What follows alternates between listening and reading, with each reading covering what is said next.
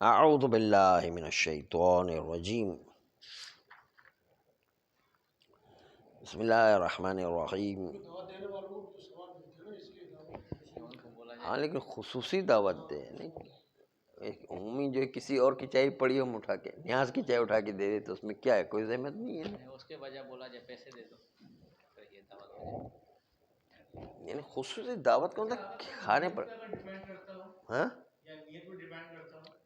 نیت نہیں چلے گی، ایک خصوصی دعوت دینا ہے، انتظام یعنی خصوصی انتظام کرنا ہے اس کے لیے۔ ہاں خصوصی انتظام کرے تو یہ کہلاتا ہے دعوت، ورنہ کوئی دعوت نہیں ہے۔ ہاں گھر ضروری نہیں، گھر تو ایک مثال کے طور پہ اگر ہوٹل میں بھی دعوت دی کہ بھائی آپ کے لیے ہم نے ہوٹل میں دعوت رکھی، اب تشریف لے آئیے۔ مدرسے کا کھانا کھلا دے تو اس کو تو جیب سے کچھ نہیں ہے، وہ تو کوئی فائدہ نہیں ہے نا۔ مدرسے کا کھانا نہیں کھلانا، اپنا خود کے جیب سے جو انتظام کرنا ہے پورا۔ ہاں ٹھیک ہے، وہ کوئی بھی جو ہے کھانا مقصود نہیں، خصوصی اس کے لیے انتظام ہونا چاہیے۔ ہاں خصوصی انتظام ہے، ایسے ہی چلتے پھرتے جو دے دیا یہ نہیں چلے گا نا۔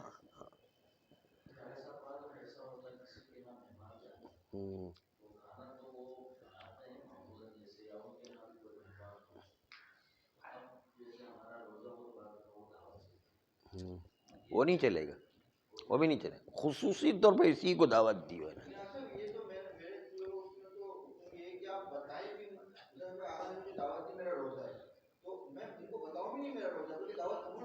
ہاں ٹھیک ہے، یہ تو ٹھیک ہے، وہ صحیح ہے، لیکن اول تو انسان میں اتنا حوصلہ ہو کہ اپنی جو ہے اس روزے کو چھپائے، یہ آسان کام نہیں۔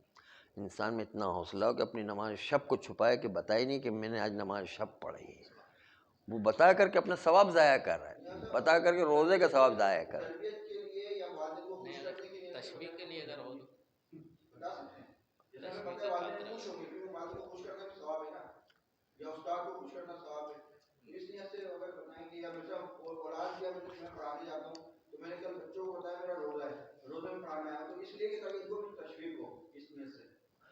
ہاں دیکھیں تربیت کا پہلو ایک الگ بات ہے، وہ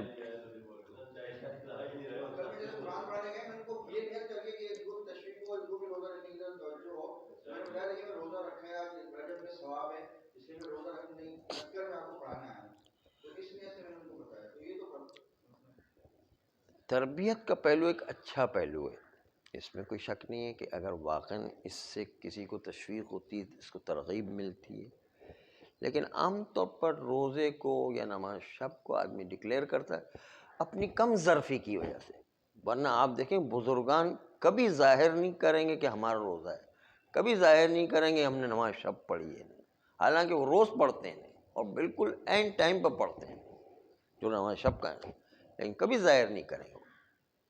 یہ انسان کی اعلیٰ ظرفی ہوتی ہے، اس میں خوش نہیں کرنا ہے، یہ خوشی نہیں ہے۔ وہ انسان کی روح، اصل انسان کی روح نماز شب ختم ہو جائے گی، ہاں اس سے جو ختم ہو جاتا ہے، وہ صرف کچھ ایسی جگہ ہوتی جیسے صدقہ دینا عام طور پر دکھا کے نہیں کرے، چھپ کر کے کریں، کیونکہ دکھا کے کریں گے تو اس کا مطلب اس کی روح صدقہ ختم ہو گئی۔ کبھی کبھی ہوتا ہے کہ ایک آدمی جو ہے اس پر الزام جھوٹا آ جائے کہ یہ تو بہت کنجوس آدمی، تو پھر دکھا کے کرنا پڑتا ہے۔ کبھی کبھی یہ ہوتا ہے کہ لوگوں کو تشویق دلانے کے لیے کہ میں دوں گا تو سب لوگ مل کر کے دیں گے، مثلا وہ بات صحیح ہے، تو اچھائی کی بنیاد رکھنے کے لیے یا اپنے سے تہمتوں کو دور کرنے کے لیے ٹھیک ہے، لیکن اصل عبادت کی روح ہے کہ چھپا کے رکھی، ظاہر نہیں کی جائے ہم نے یہ کیا، ہم نے یہ کیا، ہم نے کیا، تو اصل روح ہی ختم ہو گیا عبادت کی۔ ریاکاری میں بھی نہیں آئے، لیکن وہ ہلکا مزاج کا آدمی ہے، یعنی اس کی روح ابھی بڑی کمزور ہے، یعنی اپنے آپ کو جو ہے اپنی شخصیت کو ظاہر کرنے کے لیے اپنے یہ اعمال ظاہر کرے تاکہ اس کی شخصیت بنے، تو اس سے کوئی شخصیت تھوڑی بنتی، اپنی شخصیت کو تباہ کر رہا ہے وہ اصل میں تو۔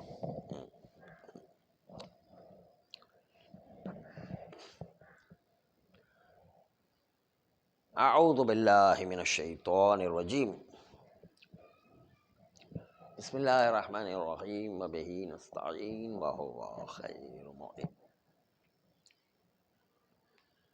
جب پانی دو مشتبہین میں منحصر ہو جائے، اس کے علاوہ کوئی پانی ہی نہ ہو، تو پھر تیمم کرے گا، دو مشتبہین سے وضو نہیں کرے گا۔ یہ علامہ کاظم طباطبائی صاحب عروہ نے لکھا۔ عبارت پڑھتے ہیں، اذا انحصر الماء فی المشتبہین، پانی جب تو مشتبہ پانی کے اندر ہی منحصر ہے، اس کے علاوہ اور کوئی پانی نہیں ہے، تعین التیمم، تو اس وقت دونوں مشتبہ کو چھوڑ دے گا، کیونکہ دونوں سے اجتناب کرنا لازمی ہے، اور تیمم سے گزارا کرے گا۔ یہ جو ہے ابتدائی جو عبارت ہے آغا طباطبائی کی، وہ آپ کے سامنے پیش کی، لیکن اس میں تین احتمالات کھل کر کے سامنے آئیں گے کہ تین طریقے سے دو مشتبہ پانی سے وضو کیا جا سکتا ہے۔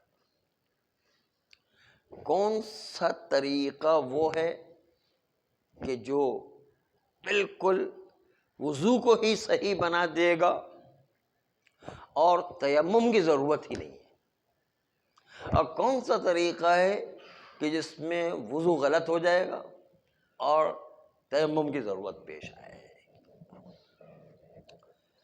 اس سے پہلے کہ وہ تین طریقے آپ کے سامنے پیش کریں، روایت پیش کریں اس مسئلے میں۔ موثقہ سماعہ ہے، جس میں سماعہ نے امام صادق علیہ السلام سے سوال کیا اس آدمی کے بارے میں جس کے پاس دو برتن تھے کہ جن دونوں کے اندر پانی تھا، لیکن ایک کے اندر کوئی نجاست گر گئی۔ اب اس کو نہیں پتا کہ ان دونوں میں سے کون سے کے اندر نجاست گری، تو اور اس کو کوئی طریقہ بھی نہیں کہ معلوم کر سکے کہ کون سا نجس ہوا ہے، کون سا پاک ہے۔ تو امام علیہ السلام سے سوال کیا کہ آپ بتائیے کہ اس میں کیا کریں، تو امام علیہ السلام نے فرمایا یحریقہما،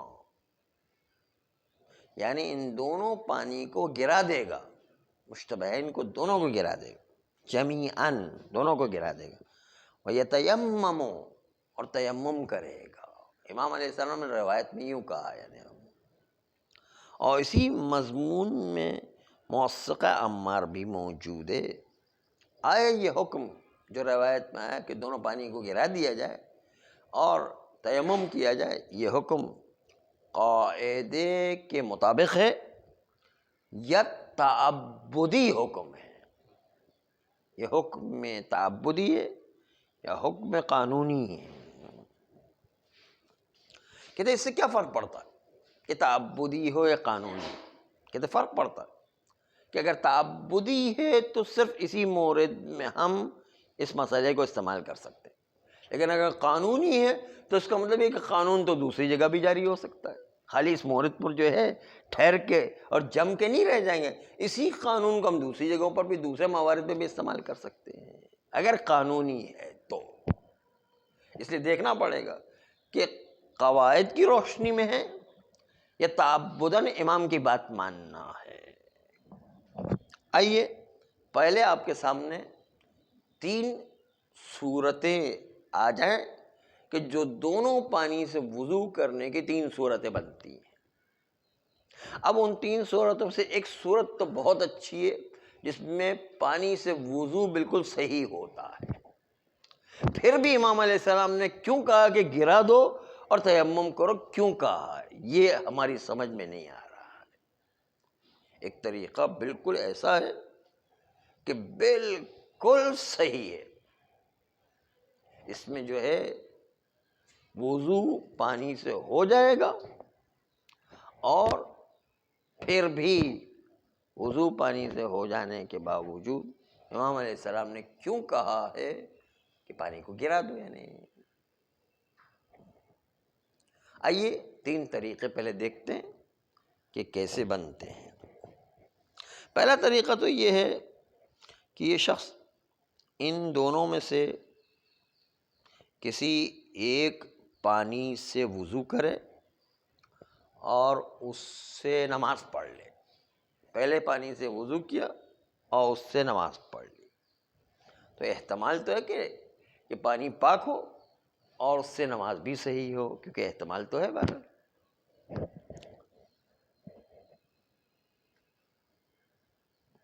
پھر اسی جہاں جہاں پہلے پانی سے دھویا تھا اس کو دوسرے پانی سے صاف کر کے دھو کے پھر دوسرے پانی سے وضو کرتا ہے اور دوسرے پانی سے وضو کر کے دوبارہ نماز پڑھتا ہے. تو دیکھیں نماز تو بالکل صحیح ہوگی اس کی، کیونکہ جو پہلا پانی جو ہے وہ نجس اگر تھا تو اس کو دوسرے پانی سے دھو لیا یعنی، اور وضو بھی کر لیا دوسرے پانی سے اور اسے نماز بھی پڑھ لی. تو اگر پہلا پانی پاک تھا تو بالکل ہم نے پہلے پانی پاک سے نماز پڑھ لی. اگر دوسرا پانی پاک تھا تو دوسرے پانی سے پہلے پانی کو پاک کیا ہم نے، اور پاک کرنے کے بعد اس دوسرے پانی سے وضو کر کے ہم نے نماز پڑھی ہے. تو نماز تو بالکل صحیح ہونا چاہیے، اور وضو والی نماز صحیح ہو رہی. تو پھر تیمم کا لفظ کیوں آ گیا یہاں پر؟ یہ اشکال وارد ہو رہا ہے نا کہ جو ہے، بلکہ عبارت میں یہ لکھا ہے کہ اگر امام علیہ السلام کی یہ روایت نہ ہوتی تو ہم یہی حکم لگاتے کہ یوں ہی کرنا ہے، کیونکہ پانی سے وضو میں جب گنجائش موجود ہے تو تیمم کیوں کریں گے؟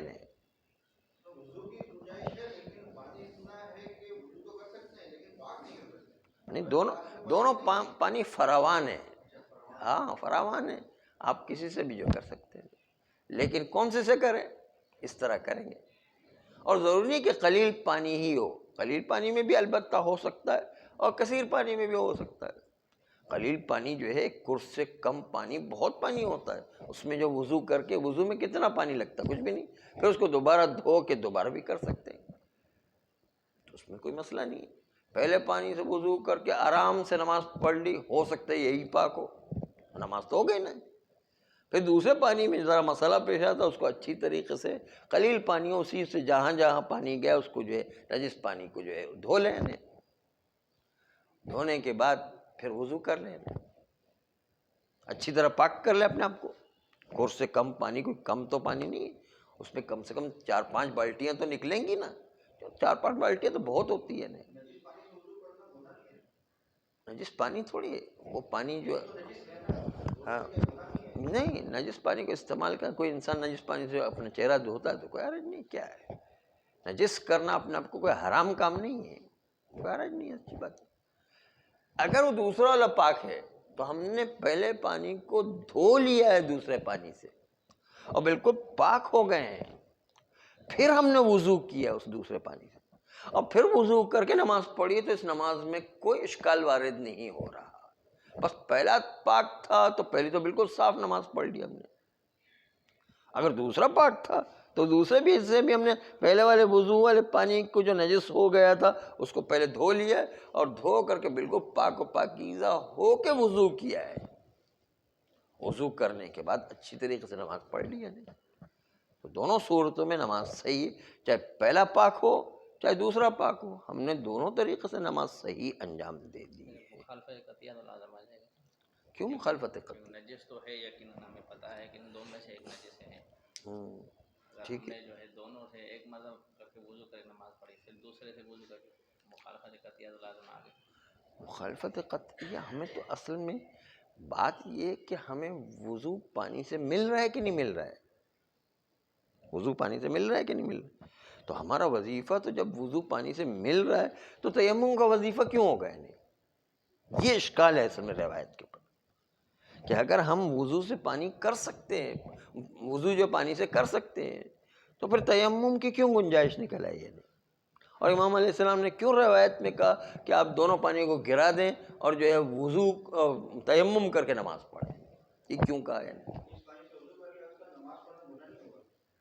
نہیں، کوئی حرج نہیں ہے. اگر وہ واقع میں تمہیں پتہ نہیں ہے تو ہم پڑھ لیں گے. وہ اگر جو نجس تھا تو کوئی بات نہیں، کوئی حرج نہیں، دونوں میں کوئی حرج نہیں ہے. تو یہ آپ نے طریقہ ملاحظہ کیا کہ اس سے تو وضو والی نماز بالکل صحیح ہو جاتی ہے. قانون صحیح ہو جاتا ہے. ہاں، بس اس کا مطلب جو ہے اس سے پتہ چلتا ہے کہ اگر دونوں پانی کو گرا کے تیمم کرنا ہے تو یہ تعبداً امام کی بات مانیں گے ہم، کیونکہ امام نے کہا اس لیے ہم کریں گے. بہرحال امام کی بات کو ہم رد نہیں کر سکتے، قانوناً تو صحیح نہیں ہے امام کی باتیں. بس یہ ہو جائے گی تعبدی، یہ روایت تعبدی مانی جائے. لیکن اگر بالفرض یہ کہیں کہ جو دو دوسری صورتیں ہیں اس کے حساب سے دیکھتے ہیں تو وہاں پر جو ہے وضو صحیح نہیں ہوتا ہے. وہ دو صورتیں بھی بیان کریں گے کہ وہاں پر وضو صحیح نہیں ہوتا ہے. اس لیے وہاں پر اگر ان دونوں کی نسبت سے دیکھیں تو تیمم کرنا صحیح ہے. وہ دو صورتیں ایسی ہیں.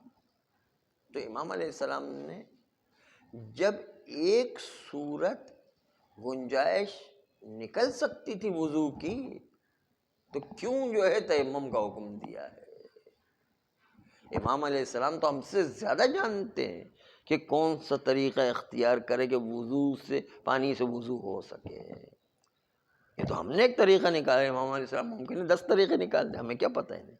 امام علیہ السلام پاس تو بہت علم ہے. پانی زیادہ ہو تو پھر یہ صحیح ہو جائے. ہاں، پانی زیادہ نہیں بھی ہو، کُر سے کم بھی ہو تو کُر سے کم بھی تو 4-5 بالٹیاں تو نکلیں گے. وضو میں کتنا، ایک گلاس کے سے بھی کم پانی 3 چلو پانی لگتا ہے. اس میں کون سا پانی لگتا ہے؟ بالکل، اگر لوٹے جتنا پانی. ہاں، تو وہ اس میں بھی اگر آپ کے پاس گنجائش ہے کہ پہلے پانی کو دھو کر کے وضو کر سکتے ہیں. 3 چلو کی تو گنجائش ہوتی ہے عام طور پر. لوٹے میں بھی ہو جائے گا، ظاہر لوٹے میں بھی ہو جائے گا. 3 چلو سے پاک ہو جائے. 3 چلوں سے پاک ہو جائے، کیونکہ ایک دفعہ سے پاک ہو جایا کرتا، بس کافی ہے، کفایت کرے گا، ظاہر پاک ہو جائے گا. تو اس لیے جو ہے یہ روایت کے 2 اور پہلو ملاحظہ کریں جن 2 پہلوؤں کے اندر وضو صحیح نہیں ہو سکتا ہے. وہ 2 پہلو یہ ہے کہ انسان دونوں مشتبہین سے ایک ساتھ وضو کر لے اور دونوں وضو کرنے کے بعد بغیر درمیان میں دھوئے ہوئے دونوں سے وضو کر کے نماز پڑھ لے تو یقیناً اس کے اندر نجس موجود ہے کہ نہیں. ایک ہی دفعہ میں دونوں سے وضو کر لے اور دونوں سے جو ہے ایک ہی دفعہ میں نماز پڑھ لیتے تو یقیناً اس کے نجس موجود ہے نہیں تو اس کی نماز تو باطل ہو جائے گی. نہیں، درمیان میں دھو بھی نہیں رہا ہے، پاک بھی نہیں کر رہا ہوں. تیسری صورت یہ کہ وضو کرتا ہے ان دونوں میں سے کسی ایک سے اور اس کے بعد نماز نہیں پڑھتا ہے اور پھر دوسرے پانی سے پہلے پانی کو دھو لیتا ہے. دوسرے پانی سے پہلے پانی کو بغیر نماز پڑھے ہوئے دھو لیتا ہے اور اسی دوسرے پانی سے نماز پڑھتا ہے ایک دفعہ. وہ بھی غلط ہے، کیونکہ اگر دوسرے پانی کو پہلے پانی کے لیے پاک کرنے میں استعمال کیا ہے تو ہو سکتا ہے یہ دوسرا پانی ہی نہ جس کو کیا پتہ ہے نہیں، اور نماز تو ایک ہی پڑھی ہے نہیں تو نماز تو باطل ہو جائے گی. پھر بھی تو ان 2 صورتوں میں تو نماز باطل ہوتی ہے. صرف ایک وہ صورت جو پہلی بتائی تھی اس میں وضو کے ساتھ نماز صحیح ہوتی ہے، اور جب وضو کے ساتھ نماز صحیح ہو رہی تو تیمم کا حکم امام علیہ السلام نے کیوں دیا ہے؟ یہ ہے اشکال روایت کے اوپر. اس لیے اس حکم میں جو ہے جو امام نے دیا ہے وہ حکم تعبدی ہے یا حکم قانونی ہے؟ قانونی ہے تو اسی قانون کو ہم دوسری جگہ پر بھی لے جا سکتے ہیں. تعبدی ہے تو فقط اسی مورد کے ساتھ مخصوص ہو کر کے رہ جائے گا. صلی اللہ علیہ